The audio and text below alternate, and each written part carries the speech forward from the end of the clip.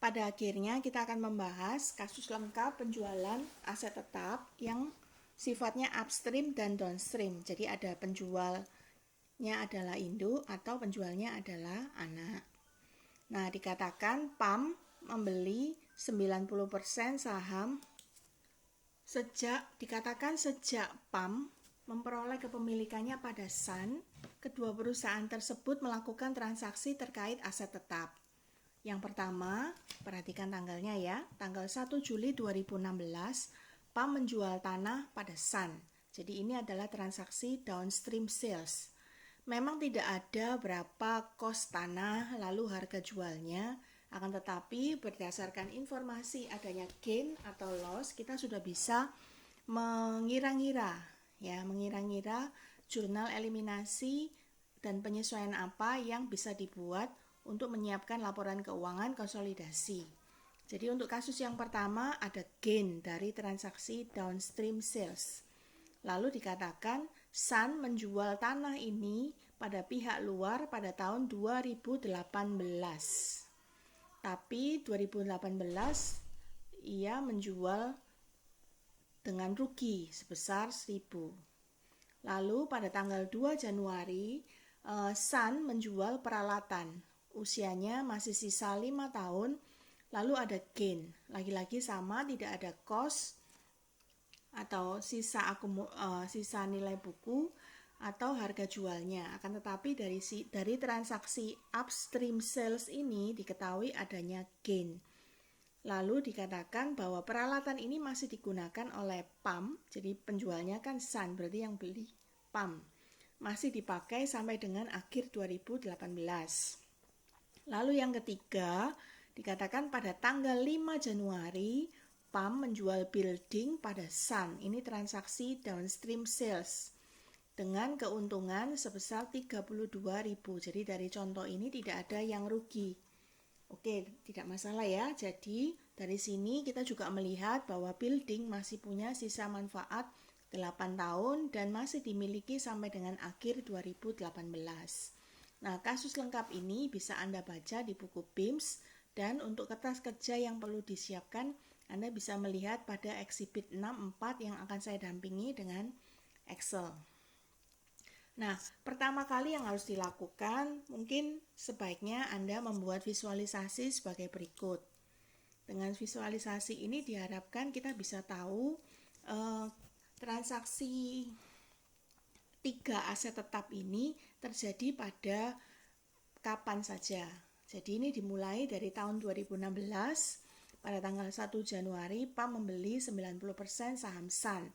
Nilai pembeliannya 450.000 dan dikatakan tidak ada kelebihan. Karena pembelian ini dilakukan pada nilai buku dan pada saat itu nilai bukunya sama dengan nilai wajar. Lalu setelah mereka memiliki hubungan induk anak sejak 1 Januari, dikatakan pada 1 Juli PAM menjual tanah ke Sun. Ada gain 5.000. Jadi kasus ini sama dengan kasus A. Anda bisa melihat kembali rekaman tentang kasus A. Nah, kemudian dikatakan tanah ini masih dimiliki PAM di tahun 2016, 2017 dan baru dijual oleh Sun pada pihak luar di tahun 2018. Oleh karena itu, seandainya Anda diminta untuk menyusun laporan konsolidasi pada tanggal 31 Desember 2016, maka Anda cukup mengeliminasi efek aset tetap yang satu ini saja. Apa jurnalnya? Masih ingat? Jadi kalau ada gain ini dikatakan sebagai gain atau laba rugi yang tidak boleh direalisasi, berarti jurnalnya keuntungan penjualan tanah di debit dan kreditnya tanah. Jadi nilai tanah dikembalikan ke nilai awal dengan cara mengurangi nilainya sebesar 5.000. Akan tetapi ternyata kalau kita lihat eksibit 6.4, transaksinya tidak berhenti di tahun 2016. Transaksinya dilanjutkan ke tahun 2017, di mana di tahun 2017 Sun melakukan penjualan peralatan kepada PAM. Jadi ini upstream sales. ada gain yang diakui oleh Sun. Nah, gain inilah yang merupakan laba belum direalisasi. Jadi, seandainya laporan keuangan konsolidasi yang diminta adalah laba rugi dan balance sheet dan sebagainya di tahun 2017, maka yang dihapus adalah gain ini 20.000. Gain di debit 20.000, lalu nilai peralatan akan dikredit 20.000. Nah, meskipun tidak ada informasi detail, akan tetapi dari kata gain dan sisa umur, maka kita bisa menarik satu kesimpulan bahwa gain ini akan menyebabkan beban depresiasi peralatan yang dicatat oleh PAM menjadi lebih tinggi 4.000 setiap tahunnya. Sehingga pada saat Anda menyiapkan konsolidasi 2017, Anda harus mengkoreksi akumulasi penyusutan sebesar 4.000 dan beban depresiasi dikoreksi 4.000. Nah, nanti saya akan menunjukkan jurnal eliminasi pada slide berikutnya. Akan tetapi coba kita lanjutkan lagi. Ternyata kalau kita lihat eksibit 64, laporan keuangan konsolidasi yang diminta bukan 2017. Yang diminta adalah tahun 2018. Di mana pada tahun 2018 ada tambahan satu transaksi aset tetap juga, yaitu transaksi downstream sales PAM menjual bangunan kepada Sun dengan gain 32.000. Sisa umur 8 tahun. Sehingga analisisnya sama. Gain atau laba rugi yang belum direalisasi ini akan dikoreksi pada eksibit 64, yaitu dihapus 32.000, nilai bangunan dikoreksi, diturunkan, dikredit 32.000. Nah, gain ini akan mengakibatkan beban depresiasi juga terlalu tinggi sebesar 4.000, sehingga koreksinya akan mencakup koreksi akumulasi depresiasi dan beban depresiasi juga. Sehingga dengan kata lain, karena laporan keuangan konsolidasi yang diminta adalah 2018, maka Anda harus membuat 3 koreksi terkait 3 transaksi aset tetap ini. Yang pertama, satu transaksi pada tahun berjalan, dan yang kedua adalah transaksi tahun sebelumnya. Nah, tahun sebelumnya itu apa? Berarti selain Anda melakukan koreksi terkait bangunan, Anda juga harus melakukan koreksi terkait tanah dan terkait peralatan. Apa itu? Nah, ini ya. Jadi ini adalah transaksi koreksi terkait aset tetap tanah untuk 2016. Tidak ada koreksi tentang peralatan karena peralatan tidak terjadi di 2016. Tetapi di 2017, karena ada 2 transaksi, ini adalah transaksi tahun lalu 2016, ini adalah transaksi tahun berjalan untuk tahun 2017. Berarti ini adalah 2 jurnal koreksinya. Jadi tanah dikembalikan ke nilainya 5.000, lalu debitnya investasi. Akan tetapi pada tahun 2018, karena jadi secara total ada 3 aset yang diperjualbelikan, maka ada 3 koreksi ya. Ini adalah perhitungannya. Sebelum kita ke sini, kita coba lihat jurnal eliminasi dan penyesuaiannya dulu. Jadi terkait bangunan ini sama ya. Jadi gain kita hapus, lalu bangunan kita kembalikan nilainya, lalu akumulasi dan depresiasi, beban depresiasi kita koreksi. Jadi 2 jurnal ini dijadikan satu pada contoh soal ini. Lalu ini adalah koreksi terkait peralatan. Jadi peralatannya dikoreksi 20.000. Lalu akumulasi depresiasinya itu adalah akumulasi depresiasi 2 tahun, 2017 dan 2018.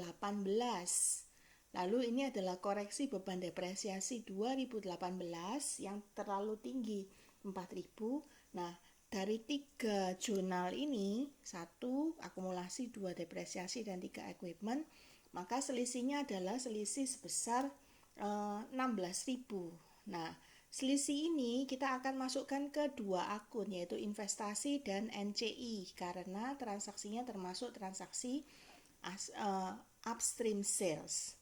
Sementara kalau kita lihat untuk koreksi jurnal A, dikatakan tanahnya itu sudah laku dijual pada pihak luar, sehingga kita tidak lagi mengkredit tanah, tapi kita boleh mengakui laba belum direalisasi atas tanah yang semula di 2017 dikoreksi, maka kita boleh mengakuinya untuk tahun 2018. Lalu debitnya hanya ke investasi saja, karena keuntungan ini sifatnya adalah downstream sales, jadi yang menunda 100% adalah induk, maka yang mengakuinya juga 100% kita koreksikan ke nilai saldo investasi induk kepada SAN. Demikian untuk analisis tiga transaksi tanah, bangunan maupun peralatan. Sementara untuk jurnal lainnya itu sama, kita mencoba kembali ke bab 4, yaitu menghapus income, mengakui bagian laba untuk pihak non-pengendali, lalu menghapus ekuitas awal tahun dan investasi pada awal tahun. Lalu bagaimana kita menemukan angka 52.600 ini? Maka kita kembali ke hitungan yang di slide sebelumnya. Jadi income dari SAN nilainya adalah 80.000 ya. Jadi 80.000 itu nilainya ini saya sajikan di Excel 80.000. Lalu di dalamnya ini kan ada keuntungan atas tanah gitu ya. Kemudian di sisi PAM ada keuntungan atas bangunan pada tahun berjalan. Nah, keuntungan ini kan tidak boleh diakui, maka kita akan koreksikan ke laba dari SAN. Jadi laba dari SAN-nya kita koreksi jadi 80.000 kali 90%, lalu dikurangi dengan 32.000 kali 80 dikalikan 32.000 dikurangi 32.000 lalu ditambah 4.000 karena sudah diamortisasi, didepresiasi 1 tahun. Kemudian karena landnya sudah laku pada pihak luar, maka kita tambahkan dengan 5.000 gain on land. Kemudian dari sini kita tambahkan satu lagi, yaitu piecemeal recognition of gain on equipment ya.